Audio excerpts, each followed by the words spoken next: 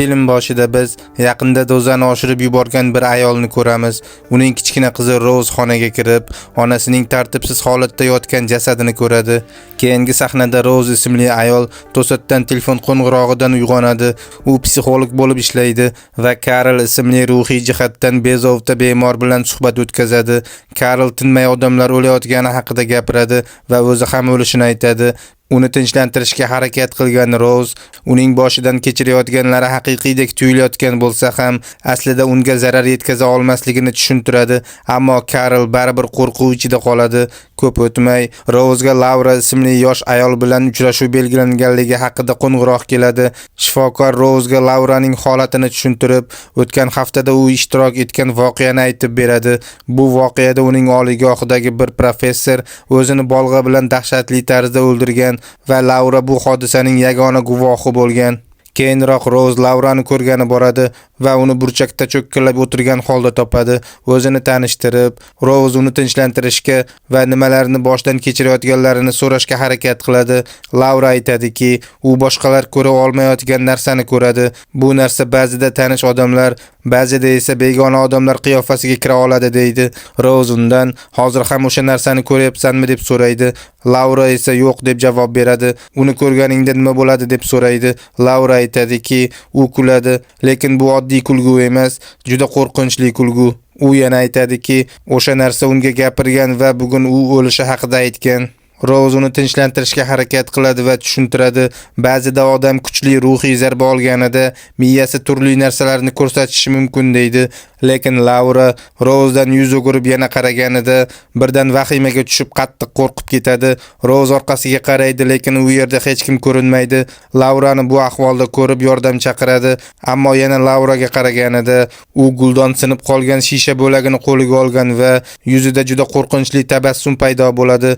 So'ngra u o'z tomog'ini kesishni boshlaydi va o'z joniga qasd qiladi. Rose esa shok holatida qolganida yordam ham yetib keladi. Keyinroq Rose ikki nafar tergovchi bilan gaplashadi. Ulardan biri Joel bo'lib, u Rose'ning sobiq yigiti edi. Rose ularga Lauradan paranoya, haddan tashqari qo'rquv va gumon bo'lganini, u o'zini qandaydir yovuz kuch ta'qib qilayotganiga ishonganini va o'lishidan oldin kulib turganini aytadi. Keyinroq Rose o'zi yashaydigan uyga qaytadi. U yerda uning yigiti Trevor va mushugi bor edi. Kechasi Rose bugungi voqeadan juda ta'sirlanib, uyda Laurani ko'rgandek bo'ladi. U kulib Rose'ga qarab turardi. Birdan Trevor uni cho'chitib yuboradi va nima bo'lganini so'raydi. Rose esa bugun uning bemorlardan biri vafot etganini aytadi. Ertasi kuni kechqurun Rose va Trevor uning singlisi Holly va uning eri Greg bilan kechki ovqatlanishga boradi. Ovqat paytida Holly Rose'ga tanbeh beradi, chunki u Hollyning o'g'li Jacksonning tug'ilgan kunini esdan chiqargandi. Ammo Rose hali ham Laura bilan bo'lgan voqeadan ruhiy zarba ostida bo'lgani uchun keskin javob qaytaradi. Ertasi kuni Rose yana ishga qaytib, hayotini davom ettirishga harakat qiladi.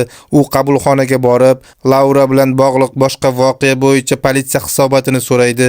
Hisobotni o'qiyotgan paytda singlisi Hollydan qo'ng'iroq keladi va ular oldingi tortishuvlar uchun bir-birlaridan uzr so'rashadi. Rose derazadan tashqariga qarab turganida uzoqda Lauraga o'xshash kimnidir ko'rgandek bo'ladi. Holly Rose'dan hech bo'lmasa Jackson uchun tug'ilgan kun sovg'asi olishini so'raydi. Keyinroq Rose Carolning xonasi yonidan o'tayotib, uning yuzida Lauranikiga o'xshash qo'rqinchli tabassumni ko'radi. U bilan gaplashmoqchi bo'lganida Carol qayta sen o'lasan deb ogohlantiradi. Qo'rqib ketgan Rose yordam chaqiradi, lekin ajablanarlisi Carol uxlab yotgan holatda topiladi va sanitarlar tomonidan bog'lab qo'yiladi. Rose'ning rahbari Dr. Morgan Desai uning ruhiy holatidan xavotir olib, unga bir haftalik haq to'lanadigan ta'til beradi. Uyga qaytayotib, Rose Jackson uchun sovg'a olish maqsadida bir do'konga kiradi.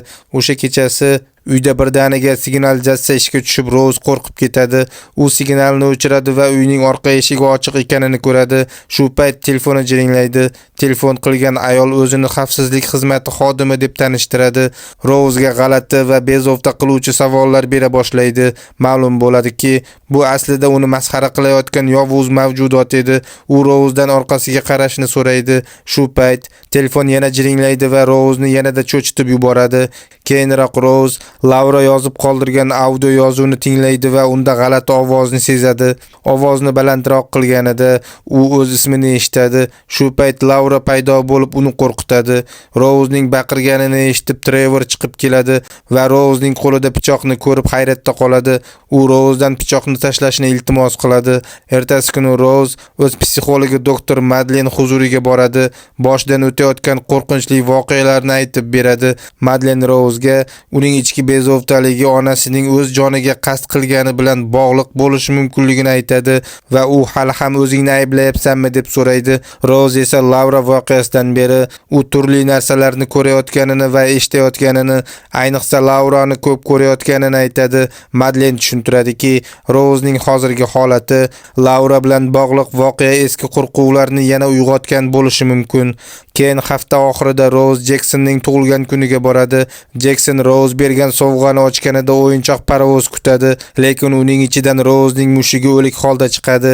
Rouz dahshatga tushadi va buni u qilmaganini hammaga tushuntirishga harakat qiladi. Ammo bu tartibsizlik orasida u boshqa onalardan birining yuzida o'sha yovuz mavjudotga xos qo'rqinchli tabassumni ko'radi.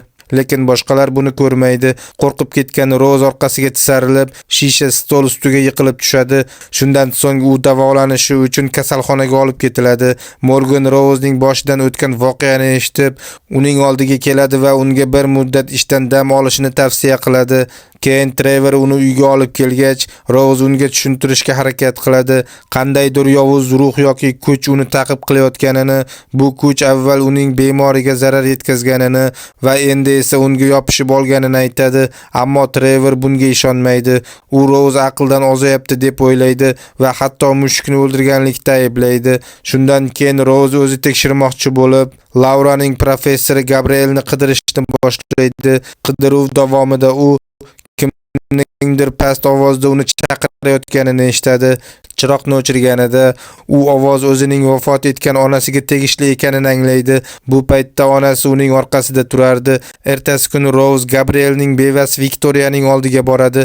Viktoriya aytadiki, Gabriel g'oyib bo'lishidan oldin qandaydir qo'rqinchli narsalarni ko'rayotganini aytgan va keyinchalik u sirli tarzda o'lik holda topilgan. Gabriel bu mavjudotni go'yoki qandaydir narsa uning ichiga kirishga urinayotgandek tasvirlagan. Viktoriya Rouzga Gabriel chizgan suratlarni ko'rsatadi.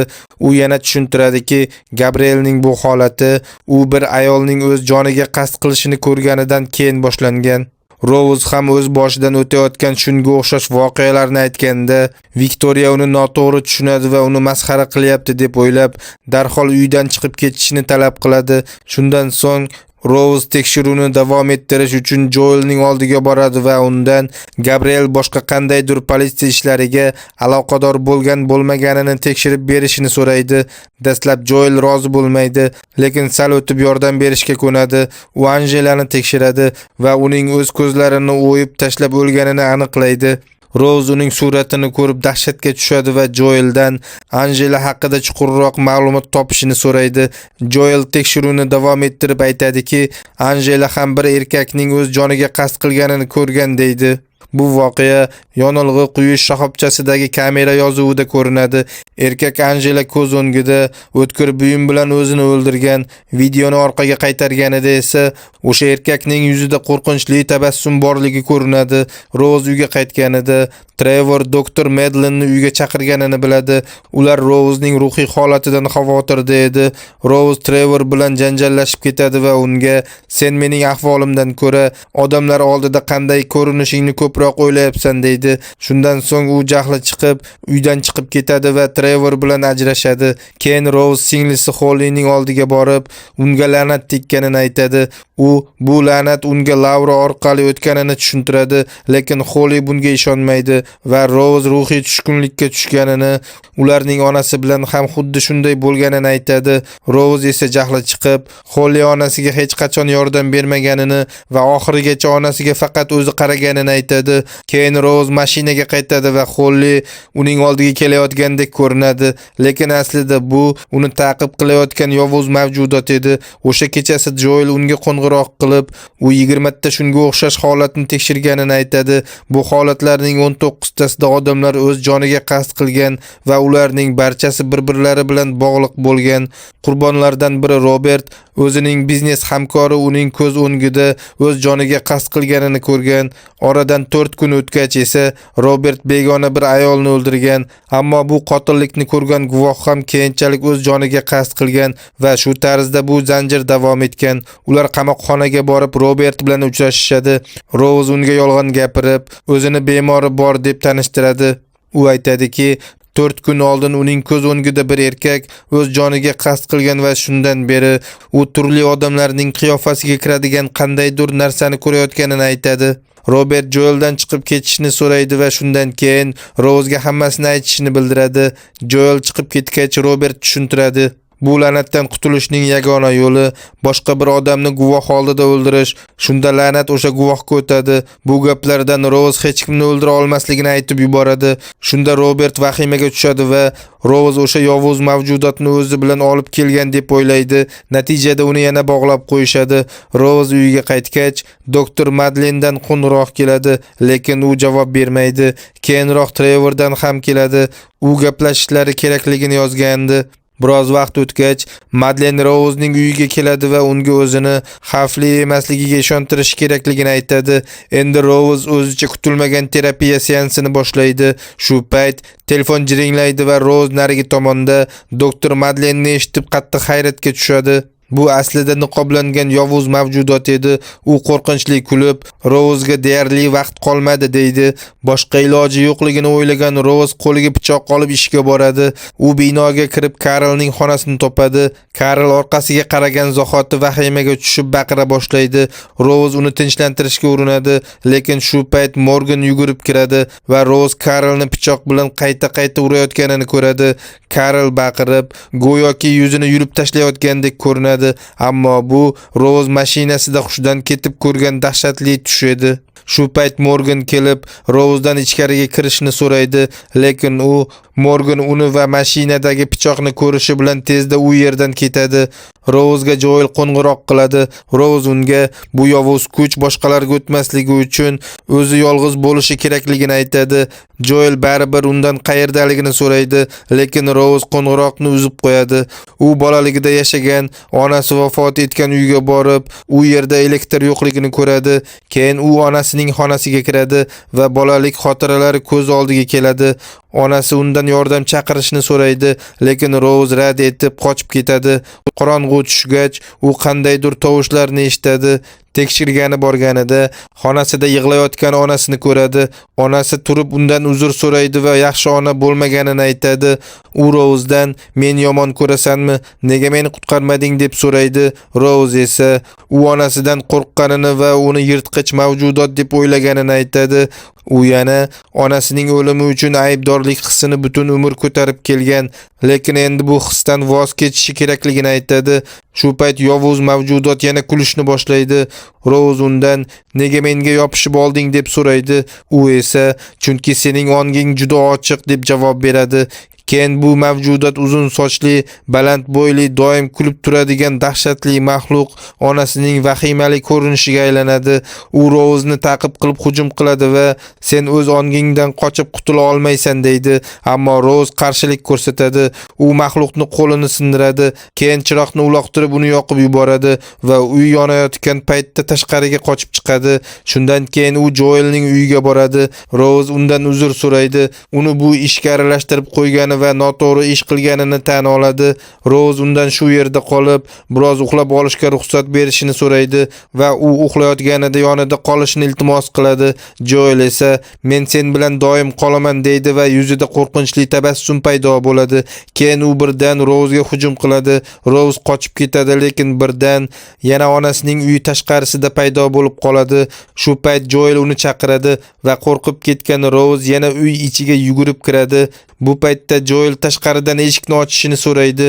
Rouz esa ichkarida o'sha yovuz mavjudotga duch keladi. Mavjudot unga yaqinlashadi, yuzini yulib tashlaydi va keyin Rouzning jag'ini majbur ochib uning ichiga kirib ketadi. Shu payt Joel eshikni buzib ichkariga kiradi va Rouzni o'ziga benzin sepib turgan holda ko'radi. U orqasiga o'girilib, yuzida o'sha qo'rqinchli tabassumni paydo qiladi va dahshatga tushgan Joel ko'z o'ngida o'zini yoqib yuboradi. Film shu yerda yakunlanadi. Videoni oxirigacha ko'rgan bo'lsangiz, unga like bosishni va fikrlaringizni yozishni unutmang. Ko'rishguncha xayr.